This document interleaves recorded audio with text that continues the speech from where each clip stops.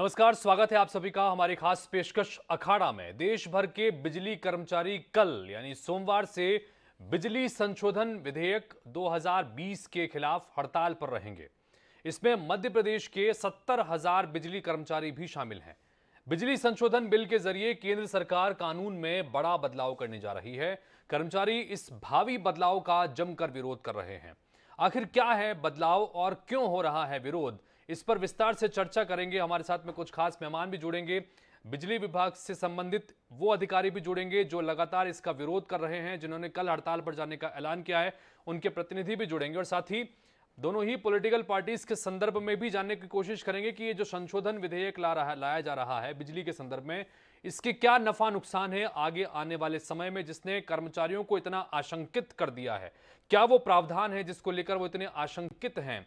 कुल मिलाकर इस पर बातचीत करेंगे, लेकिन पहले ये रिपोर्ट देखिए, इस मसले को समझिए, फिर चर्चा को आगे बढ़ाते हैं।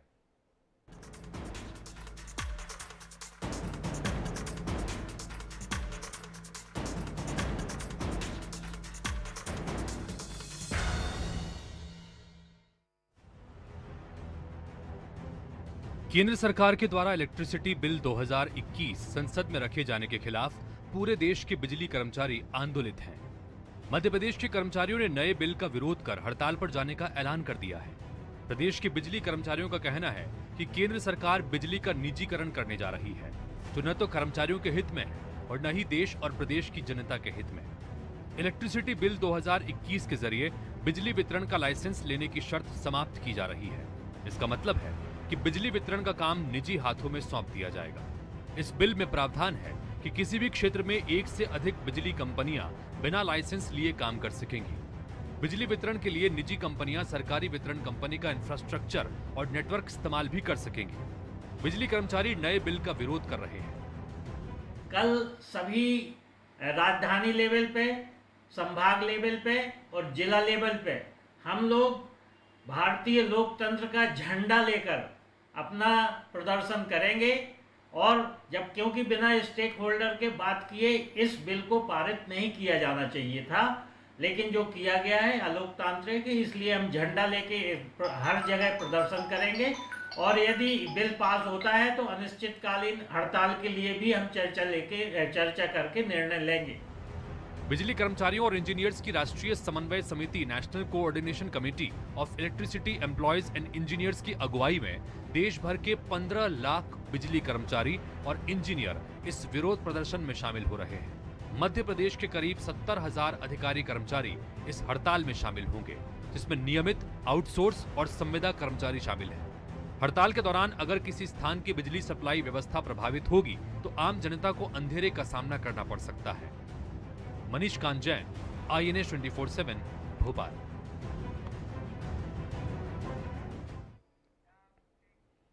तो कुल मिलाकर ये मामला गंभीर है। सिर्फ मध्य प्रदेश नहीं बल्कि पूरे देश भर के जो बिजली कर्मचारी हैं वो अब हड़ताल पर रहने वाले हैं। अब इसके क्या मायने हैं, चूंकि बिजली संशोधन बिल 2020 जिसका हम जिक्र यहां पर रिपोर्ट में भी कर रहे थे, उसमें ऐसे क्या प्रावधान है जिसको लेकर इतना व्यापक तौर पर इसका विरोध हो रहा है। और जिस तरह से हमने आपको भी बताया भी कि ये जो संयोजक थे United Forum for Power Employees and engineers का, उनका ये साफ तौर पर कहना है कि स्टेक होल्डर्स से, यानी कि वो पक्ष जो इस फैसले से प्रभावित होने वाला है, उनसे चर्चा किए बगैर इस तरह का बिल पास करवाया जा रहा है, लिहाजा वो विरोध करते हैं। तो कुल मिलाकर इसी की रोशनी में जानने समझने की कोशिश करेंगे कि आखिर ये मामला है क्या और विरोध किस बात को लेकर है, और क्या ये आगे आने वाले समय में नफा नुकसान के लिहाज से भी इसको देखने की कोशिश करेंगे। हमारे साथ में इस वक्त 3 खास मेहमान जुड़ रहे हैं। हमारे साथ में सिद्धार्थ सिंह राजावत साहब हैं, जो कि कांग्रेस पार्टी के प्रवक्ता हैं। सिद्धार्थ जी, बहुत बहुत स्वागत है आपका। मेरे साथ में इस वक्त अभय प्रताप जी जुड़ रहे हैं, जो कि भारतीय जनता पार्टी के प्रवक्ता हैं। अभय जी, बहुत बहुत स्वागत आपका। और साथ ही हमारे साथ में VKS परिहार जी हैं, जो कि संयोजक हैं United Forum for Power Employees and Engineers. Parihar ji से भी परिहार जी, आपके बहुत बहुत स्वागत। परिहार जी, आप सुन पा रहे हैं मुझे? चलिए, परिहार जी से संपर्क होने में थोड़ी सी तकनीकी दिक्कत के आधार पर हम संपर्क करने की कोशिश कर रहे हैं, लेकिन वो भी हमारे साथ में इस कार्यक्रम में हैं।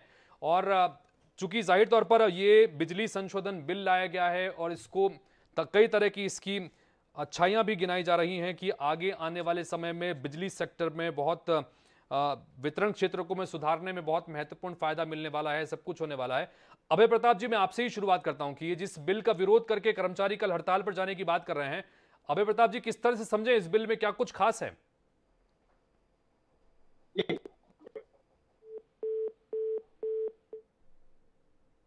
जी अभय प्रताप जी।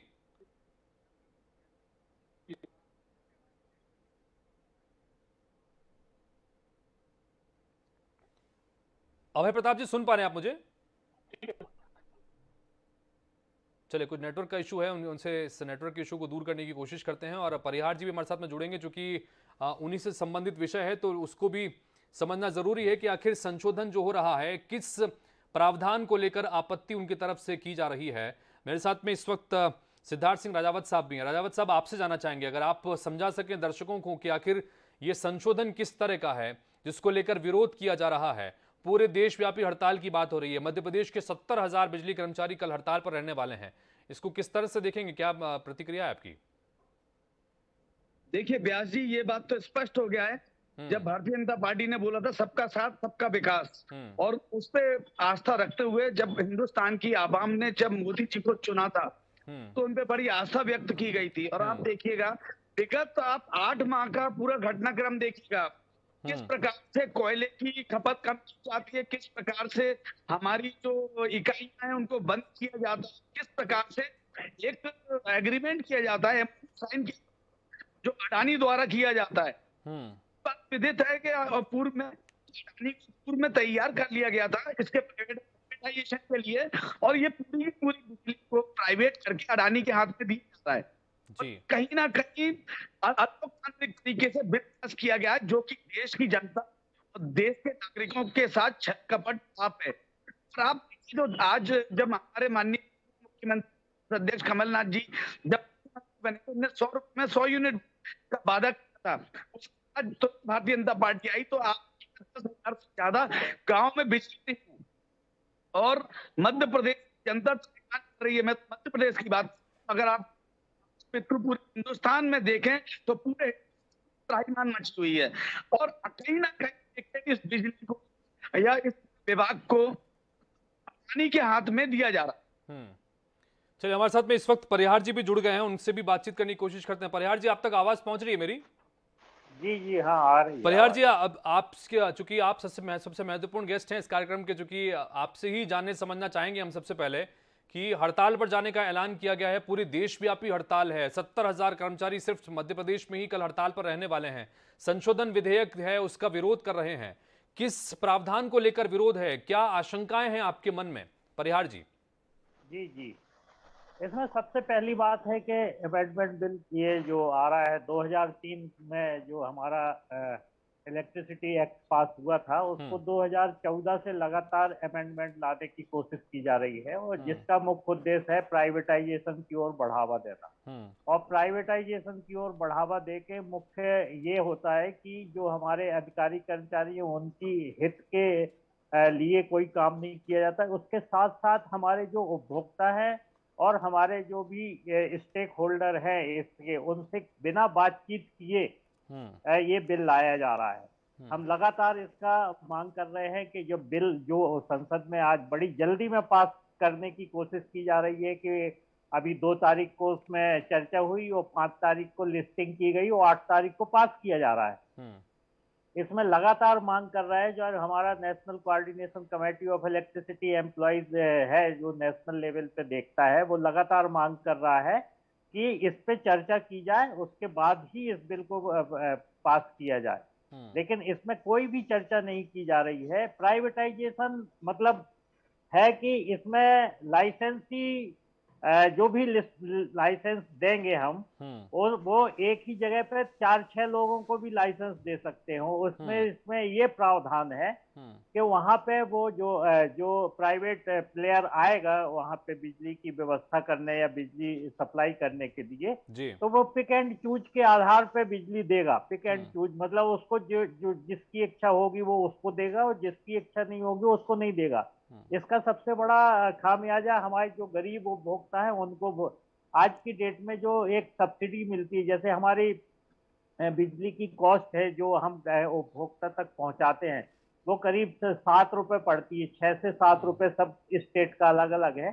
6 से 7 रुपए हम उपभोक्ताओं तक बिजली पहुंचाने में खर्च करते हैं, लेकिन हम कुछ उपभोक्ताओं को देते हैं कि उनको 5 रुपए में बिजली देते हैं, और कुछ उपभोक्ताओं को हम 8 रुपए में भी बिजली देते हैं। हाँ। मतलब ये एक सब्सिडी कहलाती है, और उसको जो हमारे गरीब, जैसे इरिगेशन हो गया, नहीं परिहार और जी, जैसे वो उपभोक्ताओं के संदर्भ में तो सारी जानकारियां हैं। मैं इसी संशोधन विधेयक के संदर्भ में जानना चाह रहा हूं आपसे, जिस एक प्रावधान का आपने जिक्र किया, वो ये कि एक वितरण बिजली की जो वितरण क्षेत्र है उसमें एक से ज्यादा लाइसेंस मिल जाएंगे, ये आपका कहना है, जिसकी वजह से प्राइवेटाइजेशन को बढ़ावा मिलेगा। और इसमें यह प्रावधान भी है कि नया लाइसेंस लेने वाली कंपनी सरकारी क्षेत्र की मौजूदा वितरण कंपनी के नेटवर्क का इस्तेमाल कर सकेगी। अब इसमें ऐसे प्रावधान से क्या आप लोगों को ऐसा लग रहा है, चूंकि सरकारी क्षेत्र से आप लोग जुड़े हुए हैं, तो ऐसे में कोई अगर दूसरा जो प्राइवेट व्यक्ति है जो लाइसेंस लेगा, वो आएगा तो अपने कर्मचारियों से काम कराएगा, आपके हितों को नुकसान पहुंचेगा, या आपके कर्मचारियों पर या कहीं ना कहीं उस पर भी तलवार लटकेगी? क्या ये आशंका भी आपके मन में है?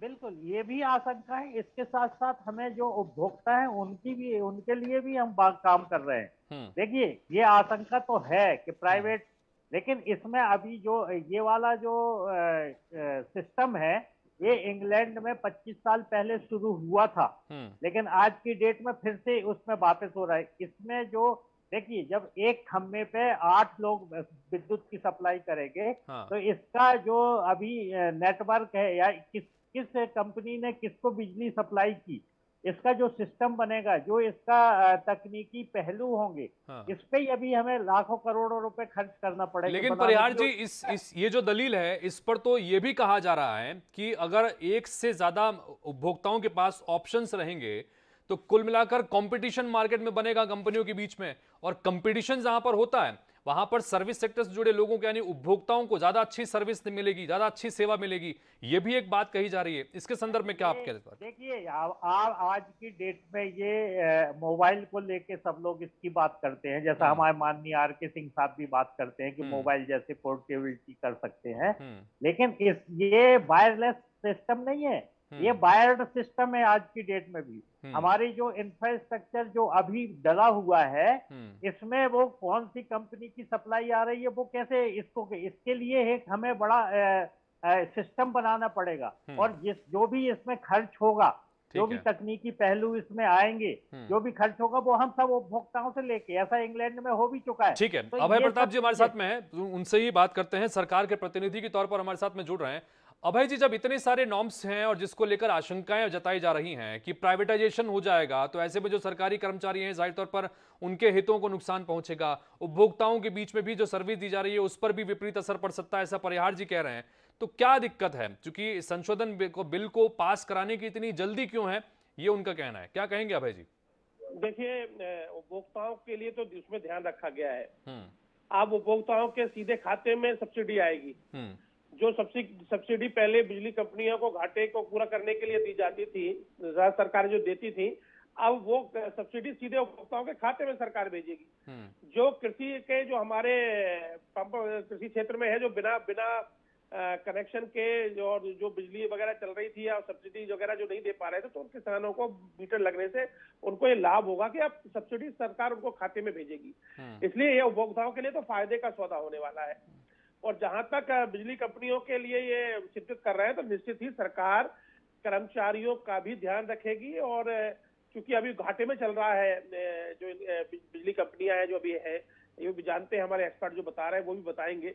इसलिए इन सबको घाटों को भी पूरा करते हुए इसको कैसे स्टैंड अप करना है विभाग को, इसके लिए केंद्र सरकार पूरे प्रावधान कर रही है। लेकिन अभय जी, चिंताएं इसलिए ज्यादा कि देश में जिस तरह से अभी परिहार साहब भी कह रहे थे कि टेलीकॉम कंपनियों के रूप में एक बड़ा उदाहरण हमारे सामने है। बीएसएनएल सरकारी हुआ करता था, लेकिन उसके बाद जिस तरह से प्राइवेटाइजेशन के संदर्भ में और इसके संदर्भ में हम आगे बढ़े, जाहिर तौर पर ग्राहकों के पास सेवाओं का और ऑप्शन तो अलग अलग हो गया कि अगर जियो की सिम पसंद नहीं आ रही तो एयरटेल पे चले गए, एयरटेल को पसंद नहीं आ रही तो फिर किसी और जगह पर चले गए। अब ऐसा ही ऑप्शन अगर मिलने लगेगा, लेकिन अल्टीमेटली नुकसान तो हुआ है बीएसएनएल का। अब बीएसएनएल को कोई पूछता नहीं। ये आशंका और ये डर भी कहीं ना कहीं कर्मचारियों के, अधिकारियों के मन में है कि अगर ऐसा हो जाएगा तो कहीं हमारे हित तो नहीं प्रभावित होंगे। इस पर अभय जी क्या कहेंगे? देखिए, बीएसएनएल के लिए भी सरकार 5G ला रही है, और सरकार ने एक बहुत बड़ा पैकेज दिया है बीएसएनएल को फिर से खड़ा करने के लिए। आपने भी देखा होगा, अभी पिछले दिनों सरकार ने इसकी घोषणा की है।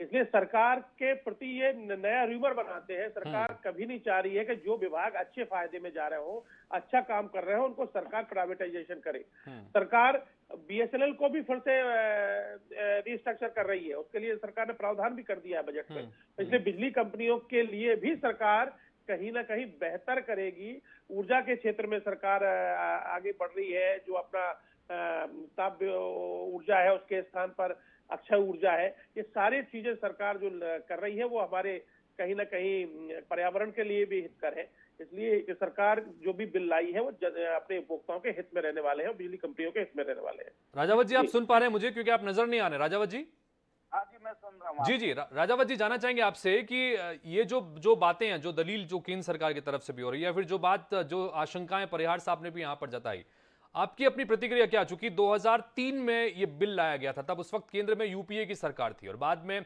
2014 से ये लगातार इसमें अमेंडमेंट लाने की कोशिशें हो रही हैं, ये परिहार साहब ने भी कहा, और अमेंडमेंट बहुत जल्दी में आ रहा है। स्टेक होल्डर्स जो हैं उनसे पूछताछ नहीं किया गया, उनसे बातचीत भी नहीं की गई, चर्चा भी नहीं की गई।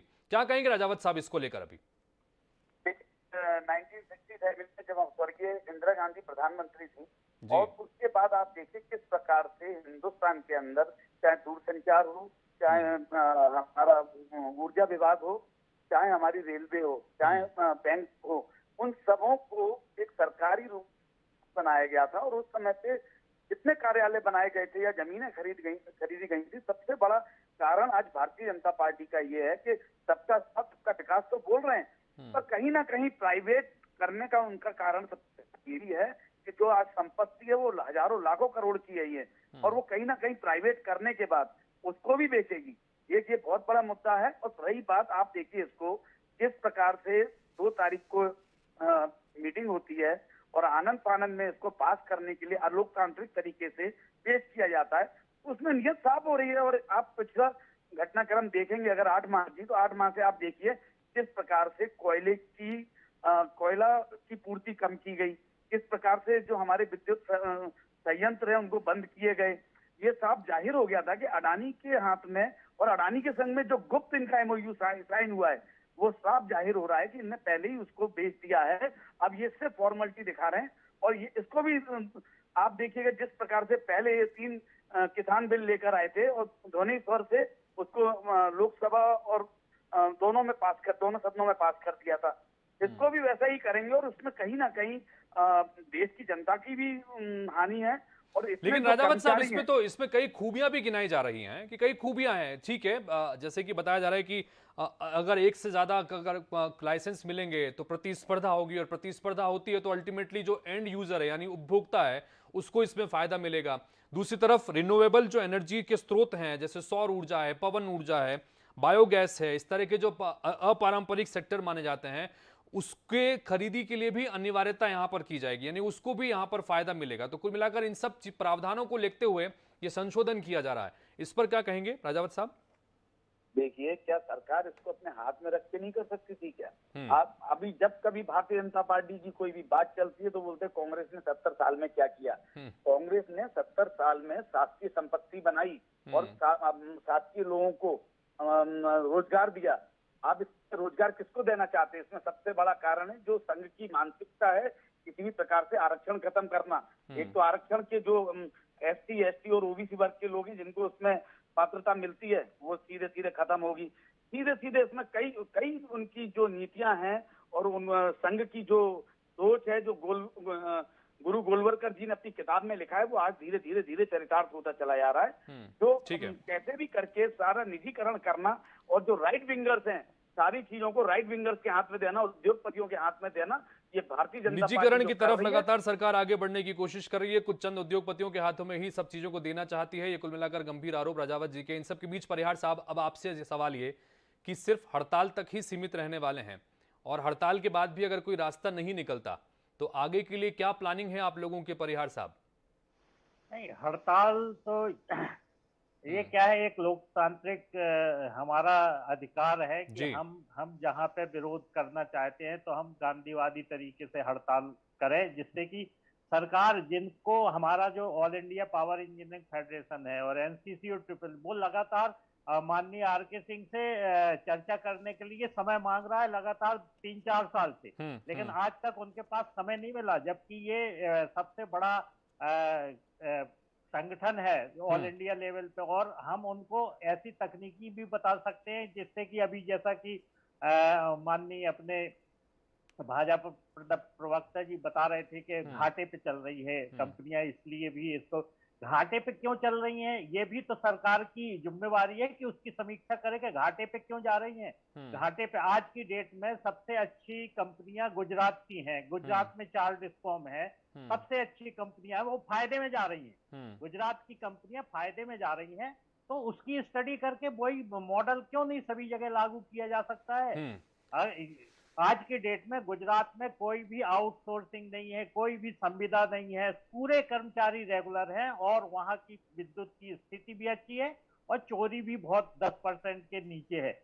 अब यहाँ मध्य तो कुल मिलाकर परिहार साहब आपका सीधा साधा ये कहना है कि संवाद किया जाए, चर्चा अगर की जाए तो जो समस्याएं जिसके संदर्भ में हम जिस चिंताओं को लेकर ये संशोधन लाया जा रहा है उस पर बात हो सकती है। बहरहाल मेरे सवाल का परिहार साहब आपने जवाब नहीं दिया कि हड़ताल के बाद भी अगर हल नहीं निकलता तो आगे क्या, संक्षेप में बोलिएगा। कंटिन्यू हड़ताल करेंगे तो सरकार को हमें मानना पड़ेगी। आज पावर सेक्टर इतना पावरफुल है कि यदि वो 3 दिन भी हड़ताल कर ले तो पूरा सिस्टम कोलैप्स हो सकता है। तो हमारे ये एमसीसी अभय प्रताप जी, गंभीर बात है क्योंकि 70,000 कर्मचारी सिर्फ अकेले मध्य प्रदेश में है, पूरे देश भर में ये विरोध प्रदर्शन हो रहा है। इससे पहले किसान आंदोलन, किसानों के संदर्भ में जो कृषि बिल लाए गए थे उस पर भी एक बड़ा आंदोलन देखने को मिला, विरोध देखने मिला। कमोबेश वहां पर भी वही बातचीत है कि जो डायलॉग्स हैं, ये बातचीत है, वो नहीं हो पा रही। तो क्या आपको नहीं लगता, क्योंकि ये मांग कर रहे हैं कि हम लंबे समय से मांग कर रहे हैं, पिछले 3-4 सालों से मांग कर रहे हैं कि मंत्री जी से कम मुलाकात हो जाए, जिम्मेदारों से मुलाकात हो जाए, संशोधन पर बातचीत कर ली जाए, ताकि जिन बात को लेकर आशंका इनके मन में है वो भी वहां पर कम से कम एड्रेस हो जाए, नोटिस हो जाए, उसके बाद संशोधन हो। क्या ये पॉसिबल है? नहीं, क्यों, निश्चित है, बातचीत हो भी रही होगी और बातचीत, सरकार कभी बातचीत के दरवाजे बंद नहीं रखती है, किसी भी मामले में आपने देखा होगा सरकार करेगी। लेकिन बिजली बिल अमेंडमेंट बिल कहीं ना कहीं उपभोक्ताओं के पक्ष में है, और इस तरह से जैसा आपने कहा कि जब अधिक कंपनियां आएंगी तो कंपटीशन होगा तो उपभोक्ता को कहीं ना कहीं फायदा होगा, जो कम से कम रेट में देगा उसके लिए सरकार, और कोई भी सरकार कभी नहीं चाहती कि हम अपनी जनता को परेशान करें या उस पर कोई आर्थिक बोझ डाले। कोई ना कोई तरीका सरकार यही निकाल रही है जिससे कि आम जनता को लाभ हो सके, और वो कहीं ना कहीं ये जो बिजली की बढ़ती कीमतें हैं सीधे सब्सिडी खातों में आने वाली है, जो सरकार उनको कंपनियों को के खातों में भेजती थी, अब सरकार सीधे उपभोक्ताओं के खाते में। लेकिन जो कर्मचारी अधिकारी जुड़े हुए हैं सीधे सीधे अभय प्रताप जी, उनके मन में कुछ आशंकाएं हैं इस अमेंडमेंट को लेकर कि ये अमेंडमेंट अगर आता है तो उनका नुकसान हो सकता है।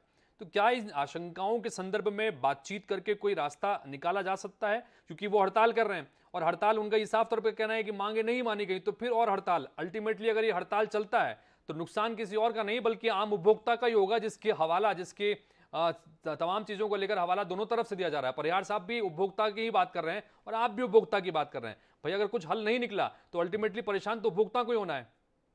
नहीं, हल निकलेगा ना, बातचीत से हल निकलेगा। ठीक है। और बातचीत मैंने आपको बीएसएनएल का उदाहरण दिया कि 5G आ रहा है, इतना बड़ा पैकेज सरकार ने दे दिया है कि बीएसएनएल को वो फिर से रीस्ट्रक्चर करने जा रही है, अपने खड़ा करने जा रही है सरकार। ये लोग तो प्राइवेटाइजेशन हो रहा है। सरकार हर तरह से बीएसएनएल को भी फिर से जो है पूरी ताकत के साथ इतना बड़ा पैकेज दिया सरकार ने कि बीएसएनएल फिर से अपने प्राइवेटाइजेशन का कोई उसमें विषय नहीं है।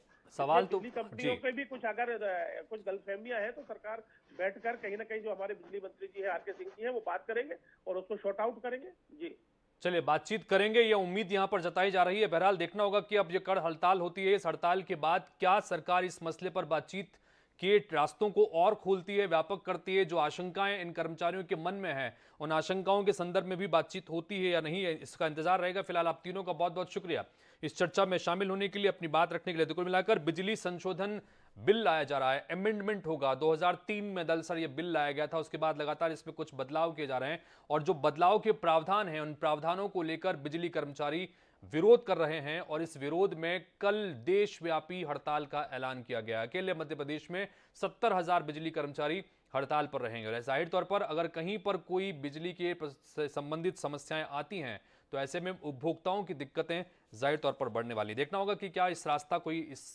इस मसले पर निकलता है या नहीं। फिलहाल इस बुलेटिन में इतना ही। खबरें और अपडेट्स का सिलसिला आगे भी जारी रहेगा। नमस्कार।